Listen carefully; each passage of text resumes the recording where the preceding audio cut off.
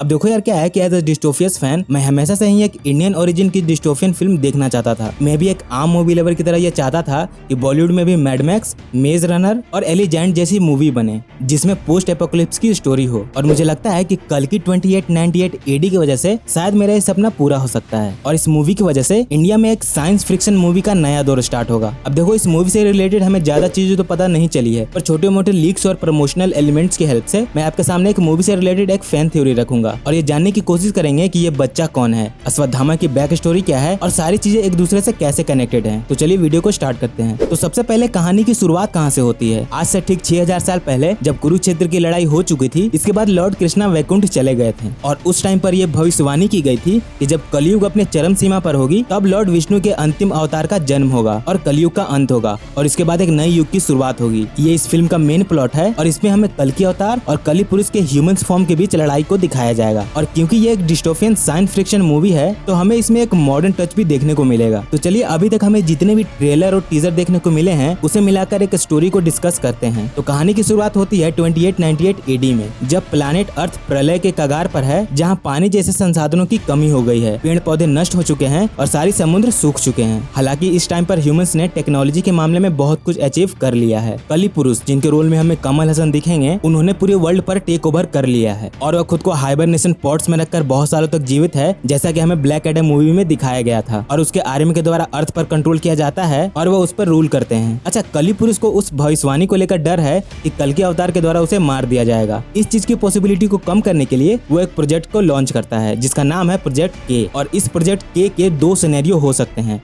पहला, क्योंकि उसे पता है कि कल के अवतार की तरह उसे निपटा दिया जाएगा, इस चीज से बचने के लिए वो अपने आप को प्रोक्रिएट करता है, जिसके लिए उसे एक फीमेल की जरूरत होगी सो दैट वो कली संतान को जन्म दे सके और वो बड़ा होकर कल के अवतार से फाइट करे। इसके लिए शायद मूवी में दीपिका पादुकोण हो सकती है और ट्रेलर के इस सीन में हम देख सकते हैं कि दीपिका के साथ यहाँ और भी कई फीमेल्स देखने को मिलती है, पर दीपिका इस प्रोजेक्ट के लिए एक परफेक्ट कैंडिडेट होती है। इस प्रोजेक्ट के का दूसरा सिनेरियो ये है कि कली पुरुष अब हाइबरनेशन पॉड्स की हेल्प से अमर नहीं रहना चाहता, वो परमानेंट इमॉर्टल रहना चाहता है, जिसके लिए उसे अश्वत्थामा की मनी की जरूरत होगी और वो मनी को पा भी लेता है। पर उस पर प्रोजेक्ट के द्वारा गठित टीम की हेल्प से बहुत सारी एक्सपेरिमेंट करने के बाद भी वो इस चीज को अचीव करने में सफल नहीं हो पाता। तो चलिए अभी के लिए हम सिनेरियो 1 को कंसीडर करते हैं। तो देखिए क्या है कि ये छोटा बच्चा जिसका नाम राया है वो कल के अवतार का चाइल्ड वर्जन है, जिसके गांव पर कली पुरुष के आर्मी के द्वारा अटैक किया जाता है, जिससे बचकर राया इस एंशिएंट टेंपल में जाकर छिप जाता है, जहां उसे अमिताभ बच्चन इन एज अश्वत्थामा देखने को मिलते हैं, जो बाकी चिरंजीवियों में से एक हैं। और अश्वत्थामा राया को देखते ही पहचान जाते हैं कि ये बच्चा कल के अवतार ही है और उसे बचपन से ही एक ब्रूटल असासन बनाने का ट्रेनिंग देते हैं।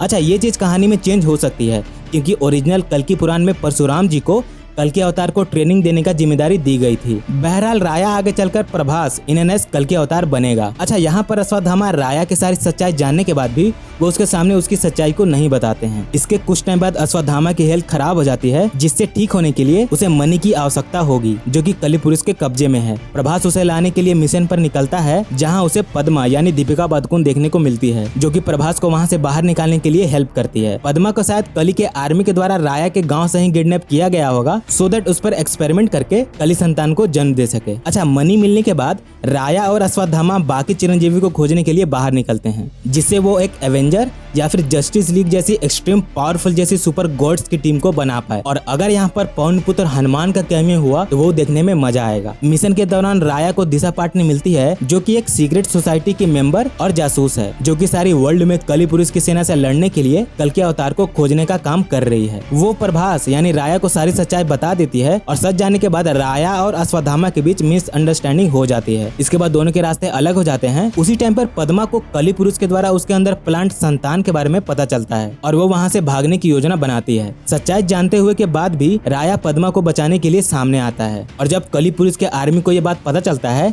कि राया ही कल के अवतार है, तो वो पूरी ताकत के साथ राया और पद्मा पर अटैक कर देते हैं। उसी टाइम पर अश्वत्थामा को प्रोजेक्ट के बारे में पता चलता है और वो कल्कि के जन्म को रोकने के लिए पद्मा को ढूंढना स्टार्ट करता है, पर उसी टाइम पर कली पुरुष की सेना उस पर हमला कर देती है, जिससे अश्वत्थामा मारा जाता है। इस चीज से गुस्सा आकर प्रभास अश्वत्थामा की सेना लेकर कली पुरुष को मारने के लिए आगे बढ़ेगा और पद्मा और उसके पेट में पल रहे कली संतान का क्या होगा, इस चीज को हमें इस फिल्म के सीक्वल में देखने को मिलेगा। अब देखो ये एक प्योरली फैन थ्योरी है, कहानी कुछ और भी हो सकती है। मैंने बस सारे ट्रेलर और टीजर देखकर इस स्टोरी को प्रेडिक्ट किया है और कल की 2898 फिल्म को लेकर आपका क्या ओपिनियन है उसके बारे में कमेंट में बता सकते हैं। बाकी वीडियो आपको कैसी लगी आप लाइक और डिसलाइक करके बता सकते हैं और मेरे लिए कुछ सजेशन है तो वो भी कमेंट सेक्शन में बता सकते हैं। रणवीर कपूर की बन रही रामायण फिल्म के बारे में जानने के लिए इस वीडियो पर क्लिक करें और टॉप 10 फास्टेस्ट कैरेक्टर के बारे में जानने के लिए इस वीडियो पर।